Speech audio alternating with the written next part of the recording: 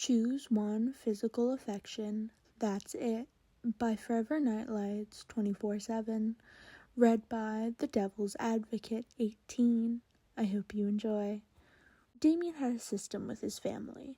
It had started the day he broke Dick's arm when he tried to ruffle his hair after a mission. Touch in the League of Assassins meant pain, always meant suffering.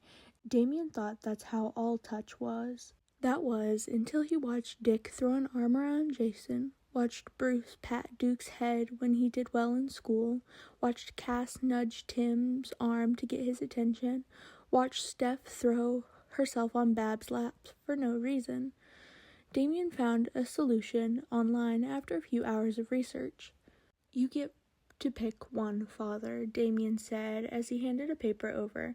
Bruce scanned the paper in confusion. What's this for? Physical affection. You get to pick a single way to show your affection to me physically. Father, this way I can mentally prepare myself for such displays of affection and not respond badly to them when I'm around you or the other members of the family. Bruce, in his infinite wisdom, went along with it. He was pleased to finally be able to ruffle his youngest son's hair whenever he wanted. With hair ruffles / head pats down, Damian went to the rest of the family he could put up with touching him. Dick chose arm over the shoulder side hug. He now did this often during cold patrols. Jason chose leaning, letting Damian lean on him or letting him lean into Damian's space without risking being stabbed. Cass settled for pokes and nudges. It was easier to get the others' attention that way since both of them disliked using or struggled using words all the time. Stephanie debated for a while before landing on play punches, not real full-powered ones. It actually took Damian a while to get a hold of it the first few weeks, but he got it down now. Duke shockingly chose hand-holding.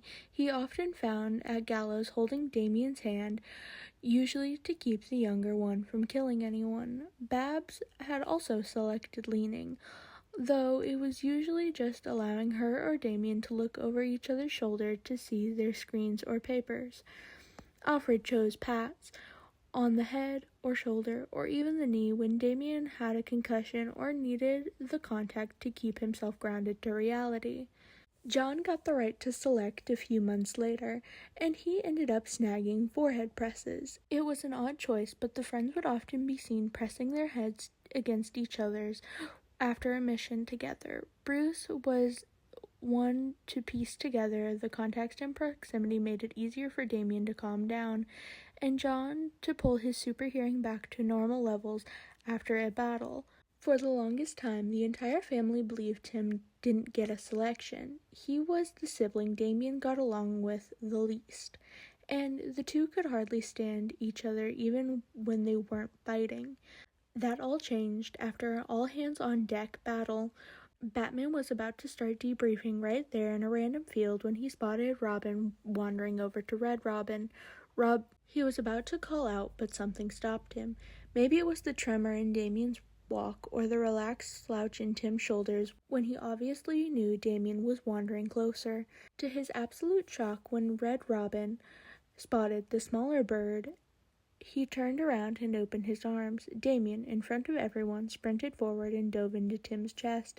He clutched his brother tightly, shaking as Tim flopped onto his butt and cradled him closer. I've got you. You're okay. It's safe. No one's fighting. You're outside. You're with me. The ones with super hearing and logged into the Batfamily comms unit heard Red Robin start rocking back and forth, and the easygoing smile on his face like he had done this a million times before. The Batfamily was lost for words in their bewilderment. They just moved to get everyone's attention off the hugging birds and into Batman for the debriefing.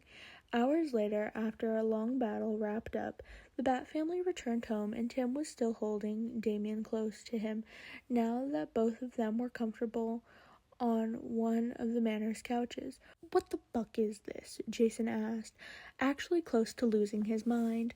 Tim blinked at his entire family watching him. The physical contact rule? Duh. But Hugs weren't on the list. I barely got half hugs, Dick complained. Tim snorted, shifting to put his chin on top of Damian's head. It wasn't on the list because I can only handle one person having it, Damian huffed. What? But I saw the list first. No, I did, Tim replied. The entire family felt their jaws drop or their eyes widen. Really? Duke looked more curious than anything. Yes, Damian snapped back.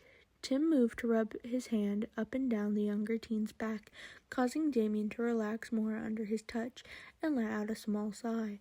Why? Cass questioned. No idea, Tim answered honestly. He's the most competent one here. I feel the most secure with him holding me than the rest of you, Damian explained with a flat tone, though his eyes drooped slightly in exhaustion. Competent? Steph asked, slightly offended. Damian didn't clarify further, just ducked his face into Tim's shoulder and went slack. Seconds ticked by. The silence was broken by a soft snore. Tim gave the rest of the family a smug grin, standing up with his sleeping Damian still clutched in his arms and walking the younger teen to his room. When he returned, Tim was interrogated by the rest of the family. Bruce and Alfred just watched. Did you know? Of course I did, Master Bruce. And that wasn't the first time Damian fell asleep on Tim? Of course not, Alfred said with a smile.